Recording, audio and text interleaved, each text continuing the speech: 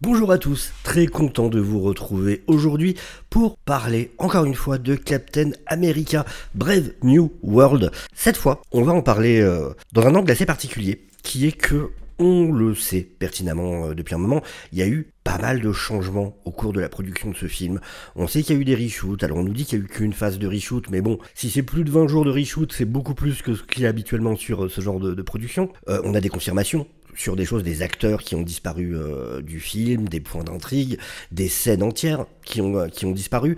Donc voilà, on se posait la question jusque-là de quels avaient été justement ces changements, et il s'avère que grâce entre autres à MCU Update, et ça a été repris par pas mal de monde, pas mal de scoopers ont ensuite confirmé ce qu'on avait appris, pas mal de médias l'ont repris, donc ça vaut le coup, je trouve, de s'y intéresser. Et je vous ai préparé des petites images, des petites infographies, histoire qu'on regarde ça tous ensemble et on va voir quel est le film qu'on aurait dû avoir, qu'on aurait pu avoir. Est-ce que c'est mieux? Est-ce que c'est moins bien? On va voir pour chaque point, on va en décider. Et n'hésitez pas, bien évidemment, à me donner, vous, votre avis en commentaire. Et aussi, n'hésitez pas, ça m'a pris du temps, ça a l'air moche comme ça, mais ça m'a pris du temps de faire ces petites images. N'hésitez pas à laisser un petit like, ça aiderait énormément. N'hésitez pas à vous abonner si vous n'êtes pas encore, ça ferait bien sûr très plaisir aussi. Et donc, on commence avec le premier point. La Team Cap, donc Sam Wilson, Joachim et Isaiah Bradley, en tant que patriotes, devaient normalement avoir un combat contre la Serpent Society. Alors, faut bien se rappeler, on parle là, et on va le voir encore après, on parle de la première version de la Secret Society. Donc, qui devait normalement être pas comics accurate, mais en tout cas qui devait être un groupe un peu plus haut en couleur, qui devait, on va le voir plus tard, être dirigé par Diamondback. Il devait y avoir Seth Rollins aussi dedans, il devait être 4, je crois, de mémoire. Et ils ont complètement disparu. Ils ont été remplacés en fait par Giancarlo Esposito et par le type avec qui se bat Sam Wilson à un moment justement, quand Giancarlo Esposito parvient à s'enfuir. Mais moi, là, premier truc qui me dégoûte, c'est qu'on aurait pu avoir Isaiah Bradley en costume de patriote. C'est bien dit Isaiah en tant que patriote. Patriote qui est l'identité de son fils, de Elijah Bradley. Normalement, il y a les Young Avengers qui arrivent. On a déjà vu Elijah. Comment on se dit qu'on va enlever Isaiah Bradley en patriote, alors que justement, ça teaserait, ça justifierait plus tard l'identité que prendrait Elijah. Je ne comprends pas ce choix. Et en plus, dans ma vidéo, déjà dans la critique du film, j'avais dit que ça manquait, c'était terrible qu'on n'ait pas une scène avec les trois qui fassent équipe. J'aurais adoré ça. Et ben, c'était prévu. C'était effectivement prévu au départ. Donc là, pour le coup, moi, je dirais moins bien ce qu'on a eu par rapport à ce qui était écrit à la base. Normalement, quand il y a la poursuite d'Isaiah, après qu'il ait tiré sur le président Ruff, donc Sabra, devait normalement, pendant la poursuite, c'est elle qui devait l'arrêter, et pendant la poursuite, elle devait, de l'épaule, défoncer une bagnole. En gros, on se serait rendu compte à ce moment-là qu'elle avait des capacités, qu'elle avait des pouvoirs. Là, encore une fois, je vais voter que ce qu'on a eu est moins bien, parce que beaucoup de critiques par rapport à son rôle à elle, hors le fait que, bon, elle sert pas à grand-chose dans le film, et par rapport au fait que ce soit Sabra, on en reparlera, mais il y a le côté de, c'est pas contre elle, vraiment, mais son physique ne colle pas au personnage. Et si on avait justifié ça avec le fait que c'était une mutante et qu'elle avait une super force, bah ça aurait complètement justifié le truc. C'est comme Wolverine dans les comics qui est tout petit, mais c'est un mutant, il a ses capacités. Bah oui, ça choque personne, effectivement, qu'il soit balèze et tout ça. Et du coup, la pauvre, pour le coup, son rôle en a largement pâti de ce changement. Il aurait fallu effectivement garder ce truc de bah oui, c'est une mutante et elle a des capacités spéciales. Ça aurait beaucoup plus justifié sa présence. On en revient à ce que je disais tout à l'heure. Donc effectivement, Sam et Joachim, normalement, auraient dû avoir un combat contre la Serpent Society, contre Diamondback, plus précisément. C'est là qu'ils auraient eu plus d'informations sur, vous savez, Camp Hope, c'est le camp où ils trouvent le laboratoire du leader. C'est là où après, ils trouvent les pilules et tout ça. C'est assez bizarre cette histoire, parce que, donc à la base, comme j'ai dit, il devait y avoir la Serpent Society, alors qu'il y avait des tenues vertes, et il y avait donc Seth Rollins, un catcheur qui devait être dedans, il devait y avoir justement Rosa Salazar, qui devait interpréter Diamondback, et le délire, c'est qu'il y a eu une première version. Ça a été enlevé, donc on le sait, Seth Rollins a dit justement qu'il était plus dans le film et tout ça, mais pour ce qui est de Rosa Salazar, ils l'ont fait revenir pendant les reshoots. Et la photo que vous voyez là, où elle a les cheveux roses en mode comics accurate, ça c'est les reshoots, parce qu'elle avait pas, ils ont changé son design pour les reshoots, et au final ils l'ont quand même pas mise dans le film, parce qu'à la base, elle avait des cheveux blonds, elle avait pas du tout les cheveux roses dans la première version, dans les premières photos de tournage qu'on avait eues. Donc ils lui ont dit non, ça le fait pas, on va refaire, mais t'inquiète pas, teins-toi les cheveux en rose, revient, et cette fois c'est nickel. Et au final ils l'ont pas mise.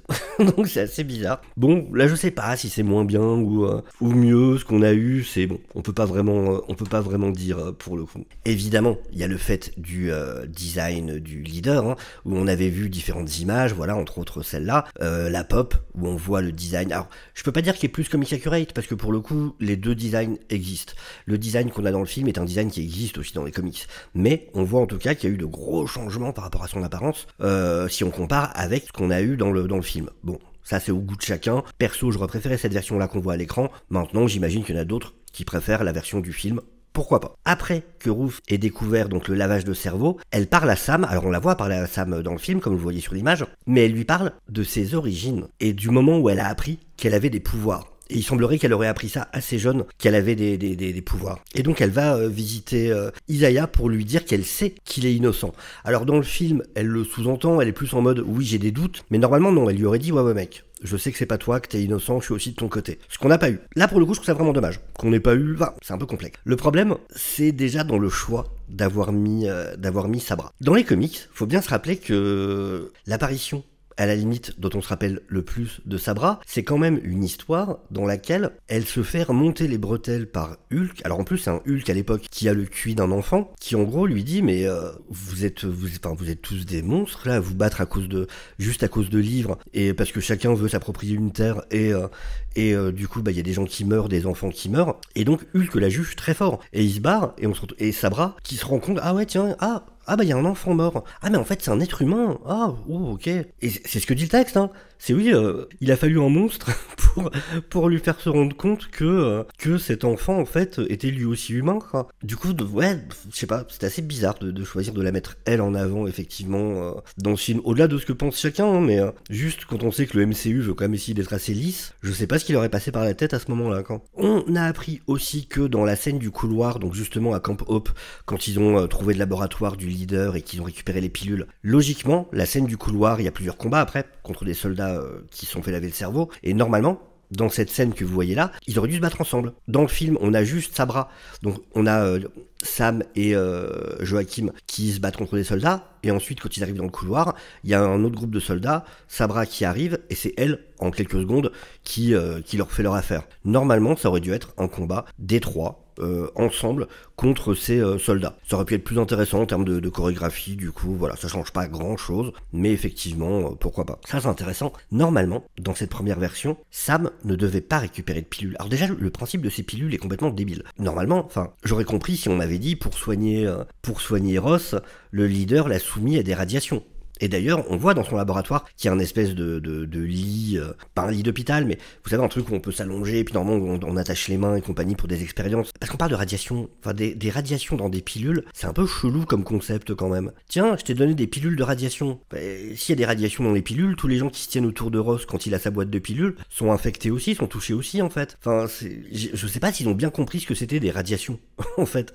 C'est pas un composé chimique ou je sais pas quoi, là on parle de radiation, dans des pilules. C'est absolument débile, ça n'a aucun sens. Et donc, à la base, Sam ne devait pas récupérer de pilules, et le leader devait normalement voler un hélicoptère militaire pour pouvoir observer la bataille navale et justement participer à rendre Ross de plus en plus en colère pour qu'il se transforme. Là aussi, dans le film, pour ceux qui l'ont vu, je vous rappelle que on a quand même le leader qui se rend chez un amiral, qui tue tout le monde, on ne sait jamais pourquoi, c'est jamais justifié, on ne connaît absolument pas la raison de pourquoi il fait ça. Il arrive dans la base, alors j'imagine qu'il y avait une raison à la base, peut-être que c'était pour pouvoir avoir l'hélicoptère, ou j'en sais rien, sauf que dans le film, ça n'a plus aucun sens. C'est pas pour avoir un moyen de contacter Ross, il le fait depuis le début du film, il l'a fait juste un peu avant quand Ross était dans Air Force One. Alors il peut le contacter quand il est dans son avion Air Force One. Il n'y a pas de raison qu'il puisse pas le contacter sur un bateau en fait. On se retrouve avec un truc qui fait zéro sens dans le film parce que cette partie-là a été enlevée. Donc là pour le coup évidemment ça aurait été mieux. Il n'y a pas de doute du tout. Alors petit détail, mais Joachim à la base devait se faire tirer dessus par un jet et non pas se prendre un missile. Alors pour le coup il aurait eu l'air un peu moins débile parce que dans le film le mec essaye quand même limite de donner un coup de boule à un missile. non c'est bon je m'en occupe. Alors qu'il y a Sam qui peut très bien s'en occuper et il se retrouve à 20 cm du missile pour le faire exploser. Qu'est-ce que t'as cru qu'elle allait arriver? Qu'est-ce que tu pensais? À quel moment tu t'es dit que ça pouvait être une bonne idée? C'est absolument débile, mais débile. Bucky, alors c'est bizarre, le réalisateur dans une interview dont on a pas mal parlé dans le live chill d'hier, si ça vous intéresse, on a pas mal parlé de l'interview qu'avait donné le réalisateur, justement, et c'était assez intéressant et assez drôle, surtout. Mais donc lui dit que Bucky a toujours été prévu, mais là on nous dit que non, qu'il n'était pas dans le script original parce que tout simplement normalement les dates devaient être différentes et Thunderbolt ne devait pas sortir juste après Captain America Brave New World. Et honnêtement, j'ai plutôt tendance à penser ça, vu comme ça a l'air rajouté à la dernière minute cette scène. Donc ouais, j'ai du mal à croire que ce soit un truc qui a été prévu effectivement depuis longtemps. Alors celle-là, je la comprends même pas trop, parce que on nous dit qu'à la base, c'était Stearns qui lui-même organisait son arrestation pour que justement ça leak et que les news, les médias soient au courant et que ça énerve Ross et qu'il se transforme. Mais j'ai l'impression que c'est encore ça dans le film, ou alors c'est très très mal expliqué. Surtout qu'elle est très marrante cette scène, parce que du coup, il se fait arrêter, il a pas besoin de se faire arrêter en vrai. De toute façon, il passe l'enregistrement après devant tout le monde, il aurait très bien pu juste faire une vidéo ou quoi. En plus, ce qui est super drôle, c'est que du coup, les journalistes, ça se passe au même moment que le discours de Ross à la Maison Blanche, et les journalistes qui sont présents à la Maison Blanche ont tous leur portable qui sonne, et genre 5 secondes après que le leader soit arrêté, ils ont tous déjà des articles de presse sur leur téléphone en mode « Oh bah dis donc, le leader vient d'être arrêté, il a déjà eu le temps d'être interviewé le mec, il y a déjà tout qui est expliqué et tout », tu fais « Ah waouh, ça va vite dis donc », et bah dis « Waouh, ils sont super efficaces les mecs, attention ». On apprend aussi que dans le combat initial entre Sam et Red Hulk, il paraît que ça paraissait encore moins réaliste, parce que Sam se prenait beaucoup plus de coups que ce qui devrait être possible. Alors bon, c'est déjà le cas, hein. Pendant le film, ok, il a un gilet en Kevlar, il se prend une hache, il se prend un couteau, il a des côtes brisées, il a je sais plus quoi, enfin... Franchement, pour moi, ses organes auraient dû être liquéfiés depuis un moment. Après voilà, hein, c'est un film, machin. Mais bon, vu qu'il arrête pas de répéter qu'il a pas de super sérum et qu'il est juste un être humain normal, le fait que justement son corps n'ait pas du tout l'air de fonctionner comme un être humain normal, on le remarque plus, parce qu'il arrête pas de répéter qu'il est un être humain normal. Donc bon, alors j'imagine ce que ça aurait été en encore moins réaliste. Ouf, alors là, ça devait être sacrément étonnant, pour le coup, ce qu'on aurait eu. On nous dit aussi que, en fait, la conclusion du combat final, donc entre Sam et Red Hulk. Et ça c'est intéressant, et clairement ça aurait été beaucoup plus intelligent et logique. En fait, on aurait appris assez vite, par rapport à l'adamantium, qu'une des propriétés de ce métal, c'était d'absorber les rayons gamma, qu'il était capable de les absorber.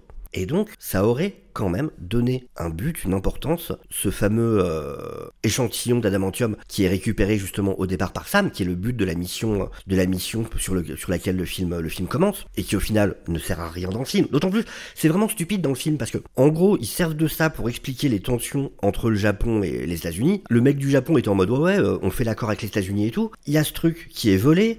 Après, le leader dit qu'en fait c'est les États-Unis qui l'ont volé, mais sauf qu'en même temps les États-Unis sont pas cachés de l'avoir récupéré et qu'à aucun moment le Premier ministre japonais a dit bah cool, rendez-le nous. Jamais. Enfin je sais pas, je comprends pas. Si vous voulez pas que les États-Unis l'aient, bah redemandez-leur en fait. Ils vous le disent ouvertement qu'ils viennent de le récupérer. Bah dis-leur bah cool, filez-le moi, c'est à nous. Et non, à aucun moment c'est mis sur le tapis en fait. Il dit rien, et après, oui mais en fait c'était vous qui l'aviez volé et vous l'avez gardé. Bah oui mais t'as pas demandé de le reprendre. T'es marrant aussi. Demande-lui. Peut-être qu'il l'aurait rendu direct, t'en sais rien. Donc bon, normalement, il devait avoir une vraie importance, du coup, cet échantillon. Pendant ce combat, Sam se serait rappelé de cette propriété de l'adamantium, et Roof, sa bras, aurait été récupéré justement, ce qu'on voit là à l'écran, pour le ramener à Sam, pour qu'il s'en serve, pour absorber les radiations de Red Hulk, et du coup, qui se retransforme en être humain. Et derrière, ça aurait provoqué, semble-t-il, la mort de Ross. Et d'ailleurs, il semblerait que ce soit ça, les images d'enterrement qu'on avait eues, et si on regarde, on voit que Sam a le bras en écharpe. Donc ça montre que c'est après le combat contre Red Hulk, on voit que c'est là normalement que Liv Tyler était présente. Et donc on nous dit, de fausses funérailles devaient être tenues pour Ross, pour que le public pense qu'il était mort. Et donc effectivement, ça ces photos de tournage, on les a vues, c'est pas dans le film, donc ça semble clairement le plus logique. À la base, vous savez, il y a un moment dans le film où Betty répond au téléphone, ça ne devait pas être le cas. Elle devait pas répondre à ce moment-là, et donc elle ne serait venue qu'à l'enterrement, donc trop tard, où elle aurait pas pu avoir l'occasion de reparler avec son père. Dans la fin originelle, on aurait dû voir Stern s'échapper de sa prison, qui n'était pas le raft, il n'était pas mis au raft au départ, et donc il devait s'échapper de sa prison dans un hélicoptère dont il avait lavé le cerveau du pilote. Pourquoi pas, il aurait pu servir pour plus tard. Et pour finir, la scène post-crédit montrait normalement Betty chez elle pendant une nuit pluvieuse et on voyait des traces de pas enflammé dans son jardin qui amenait comme ça jusqu'à sa porte, et là il y aurait eu un coup de tonnerre et on aurait vu la silhouette du Red Hulk et des yeux rouges brillants, et ensuite pouf, ça s'éteint, il y a un deuxième flash d'éclair et hop, il a disparu. En mode, voilà, il y a un Hulk dans la nature. Et en gros, pour moi, ça aurait été un moyen de remplacer le Hulk version Ruffalo, qui n'est plus que l'ombre de ce que les gens appréciaient en Hulk. Et voilà, c'était un moyen d'avoir un Hulk qui correspondait plus au Hulk des débuts. Ce côté vraiment, voilà, violent, énervé, la colère. Alors que maintenant, on a un Hulk qui pose sur TikTok. Et donc voilà, c'était clairement un retour aux sources. Mais donc, voilà, pour ce qu'on a comme élément pour l'instant, je vous en reparlerai si d'autres éléments apparaissent, bien évidemment. Mais c'est pour l'instant les changements dont il semblerait on a connaissance. Prenez des pincettes quand même, mais voilà, ça a quand même été confirmé par pas mal de monde, donc j'ai tendance vraiment à y croire. Ça correspond en plus à des leaks dont j'avais parlé bien avant la sortie du film, qui se sont avérés vrais pour pas mal, et ceux qui ne le sont pas correspondent à ce qui est dit là justement dans les changements. Donc je suis assez curieux de savoir votre avis par rapport à ces différents points d'intrigue qui ont évolué. N'hésitez pas à me dire ça en commentaire, bien sûr. Sur ce, je vous fais des gros bisous, je vous dis à très bientôt, prenez soin de vous, ciao ciao.